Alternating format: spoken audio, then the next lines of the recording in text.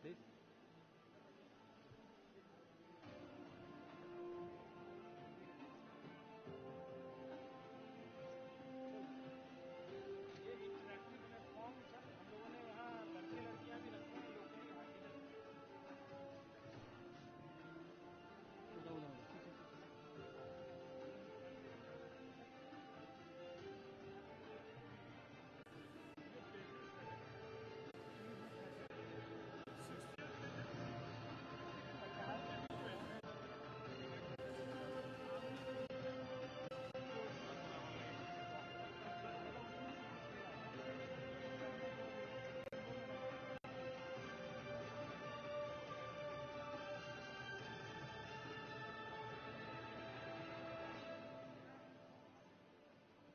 I welcome you all on behalf of 1.25 billion people of India to this wonderful pavilion of India at COP21. We expect equitable and just clarity in that. Welcome again, and you will enjoy visiting India Pavilion.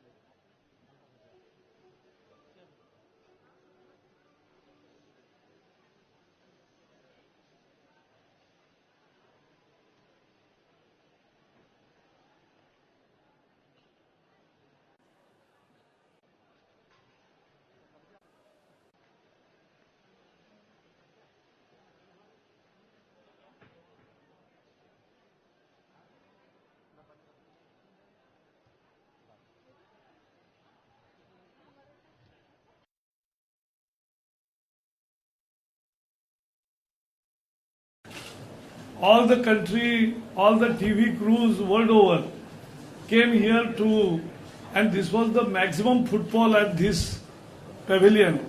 So it became hit, and I must congratulate all those who are involved in making this pavilion really best and most attractive, innovative pavilion.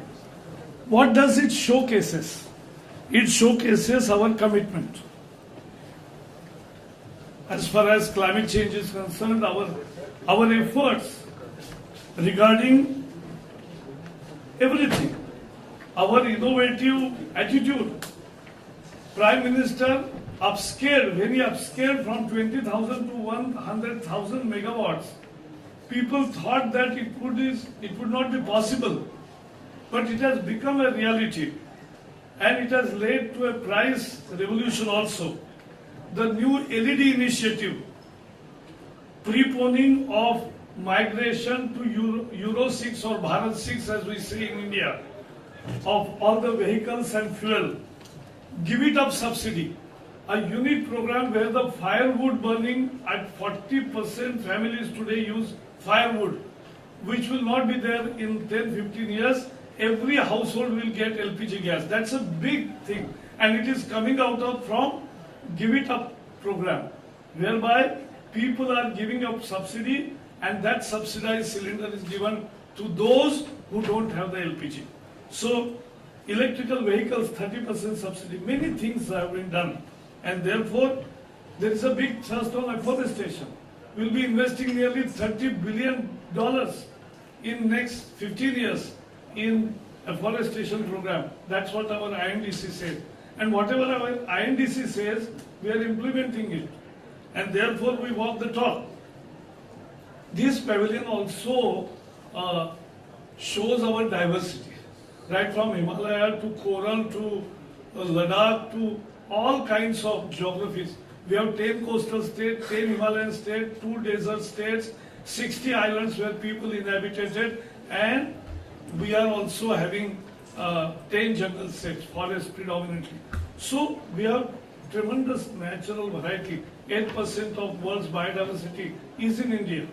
And therefore, this stall will give a correct impression of India to the world. And I think this will become most attractive, and we will be engaging with the world through this pavilion also. Now, without wasting time, I'll request our Prime Minister to inaugurate this booklet, Parampara. This is a very wonderful book which have been brought here, and this release of book,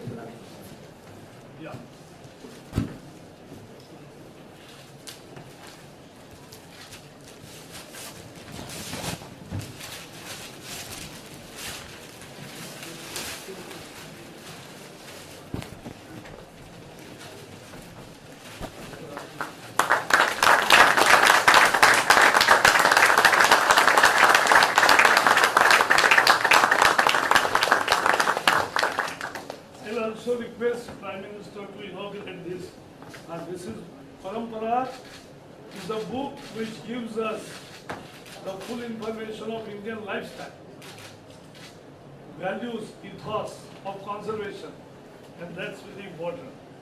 And I will request him that he will release the book prepared by MNRE department, Investing in a Green Future, the ambitious renewable program.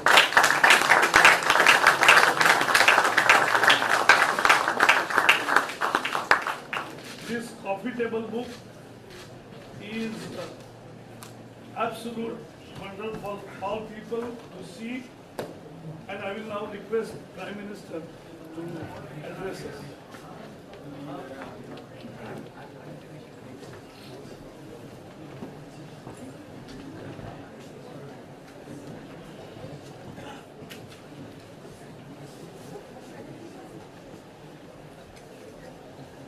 My ministerial colleagues, Sri Prakash Javadekar ji, Sri Piyush Goyal ji,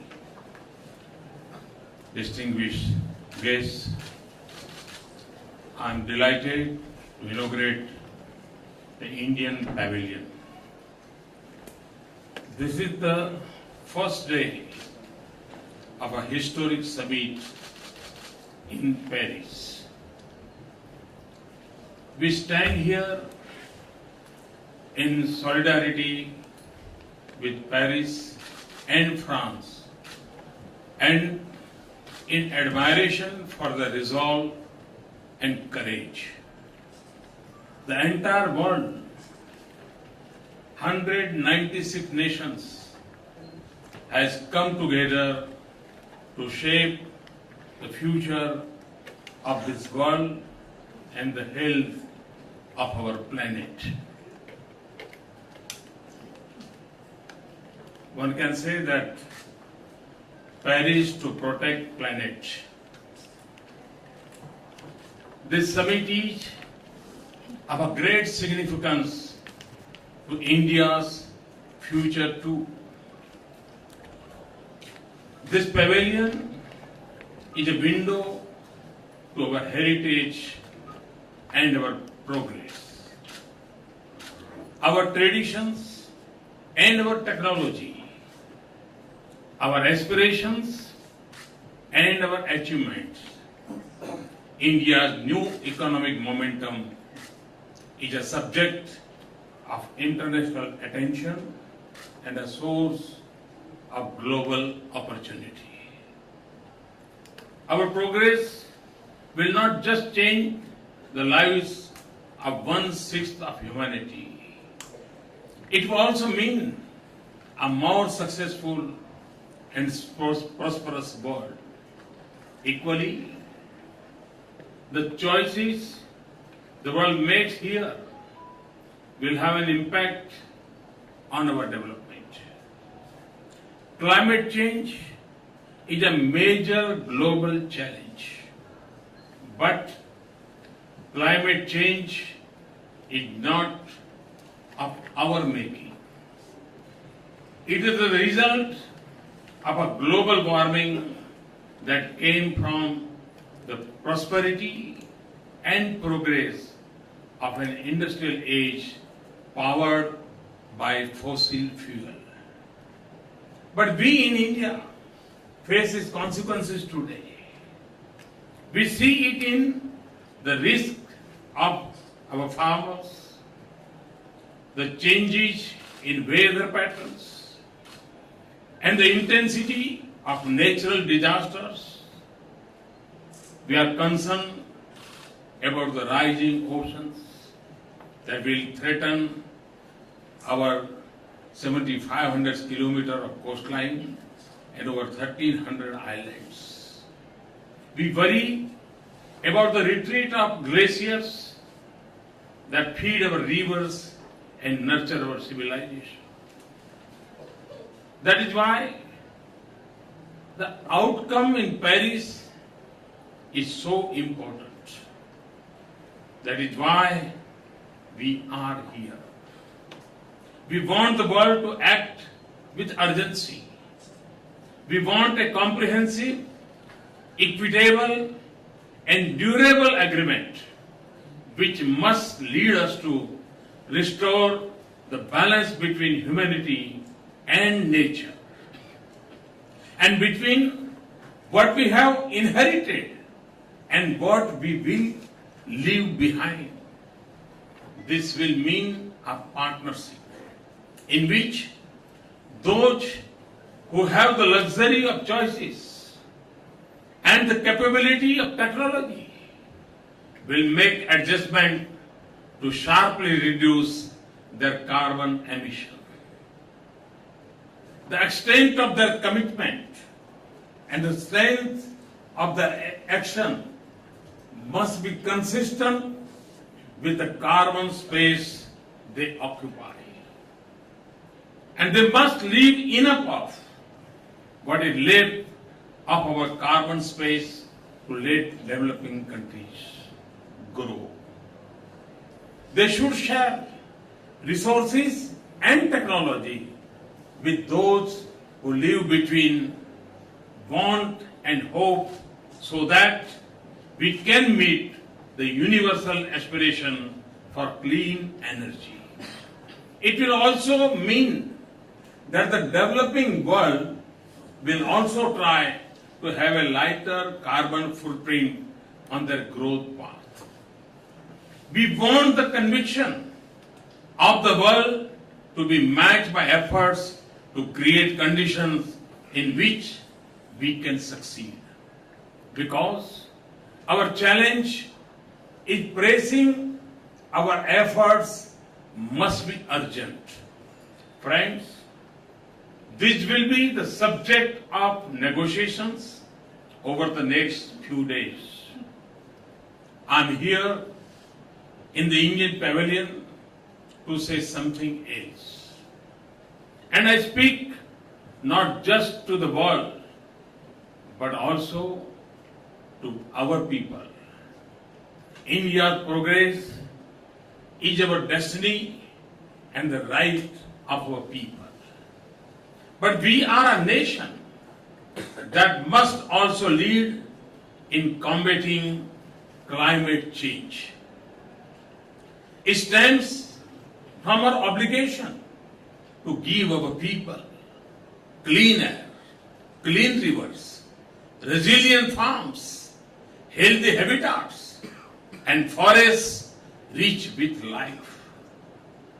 It comes from our conviction that we must aim not just for higher incomes, but better quality of life. It comes from our commitment to the world. Above all, it arises from our timeless traditions and beliefs. The choices a people make are shaped by their culture and beliefs. In India, nature has always been treated as mother. Since ancient times, we have seen humanity as a part of nature, not superior to it. The divine has manifested in nature's diverse forms. We have always believed the nature does not exist for human race, but that we can't exist without nature. So, nature is meant to provide and nurture, not to exploit. When nature is in equilibrium, our lives and our world will be in balance. This is what we learn from Kshetrapati Sukta in Rigveda. Kshetrasya pate madhu anta murmim dhenariv payo asmam druksha madhuhu chutam drutmiva suput amrutasya na patayo mulayantu. This means, O Lord of field, with the sweet waves of Mother Nature's blessings, may you milk our fields like the milk of a cow. With the sweetness of Mother Nature's bounty which falls like a clarified butter. Menu shared our grace on us. This is why Atharva Veda calls it a bounden duty that we must protect the earth so that life can be sustained. This is what we see in Gandhiji's life and his advice that the world has enough to everyone's need, but not for anyone's greed. This is what we have tried to capture in the publication Parampara that we have just released. This is why recycling and conservation comes naturally to us, and why we have sacred groves across our nation. Friends, and it is this spirit that allows us to set an ambitious and comprehensively strategy to combat climate change. We have target for renewable generation of 175 gigawatt by 2022. We have got to a good start with nearly 12 gigawatt likely to be installed by the end of 2016, more than 3 times the current capacity.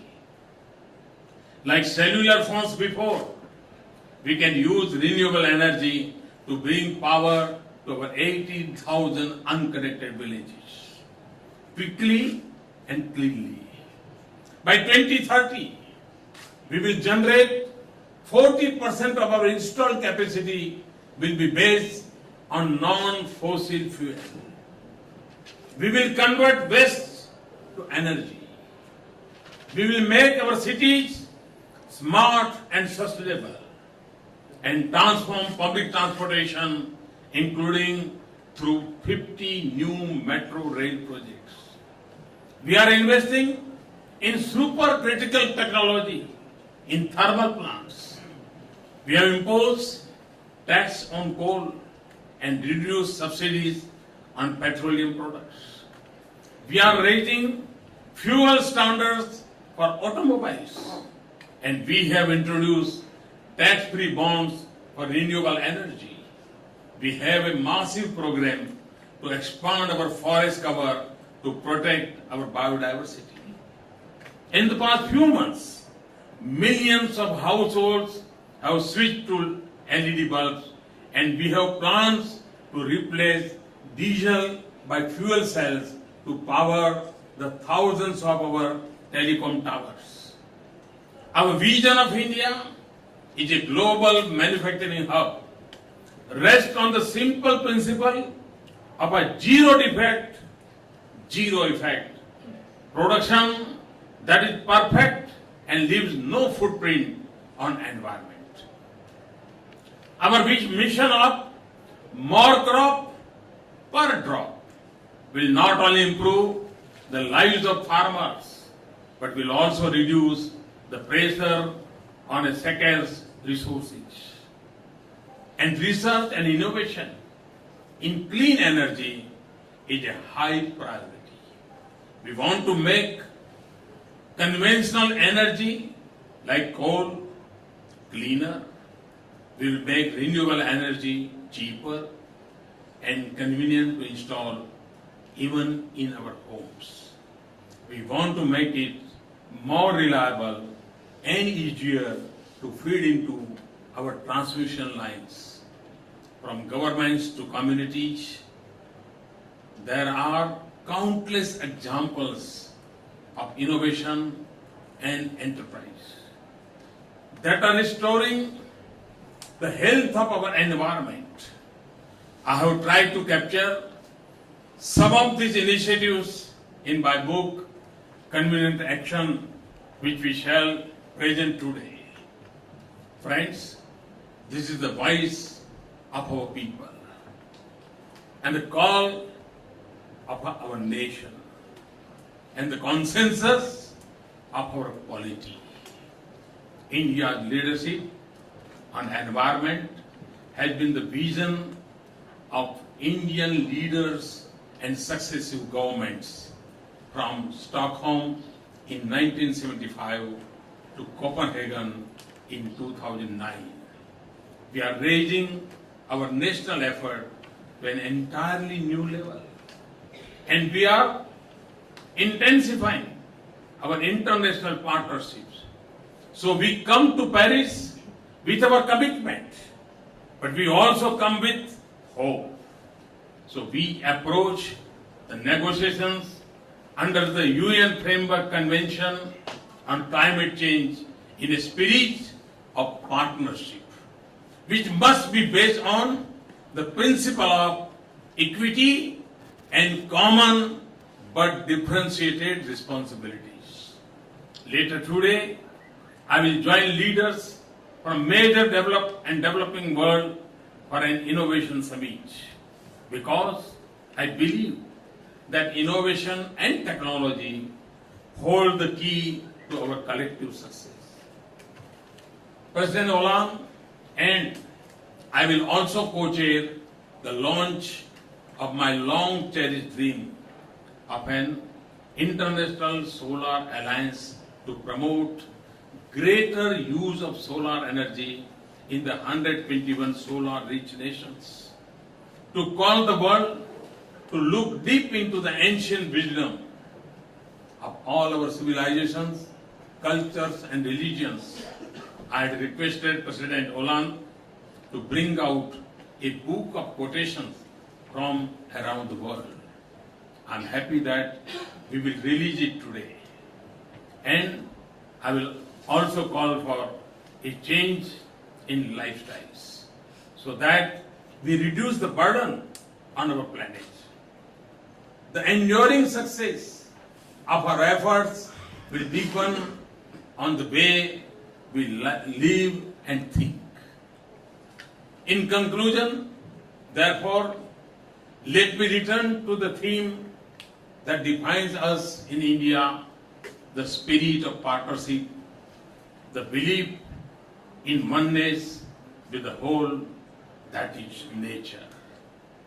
To the people of India and our friends in the world, I call you to live with the commitment of Loka Samasta Sukhina Bhavantu.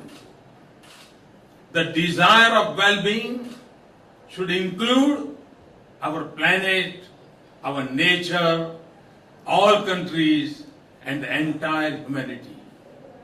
If our thinking is right, we will form a true global partnership of capabilities and needs that leads us to a low carbon age.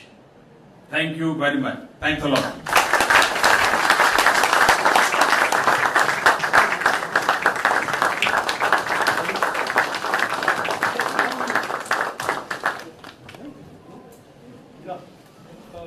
I recognize presence of all our foreign people coming from many countries, industry captains, media, and all officials. Thank you. Thank you all.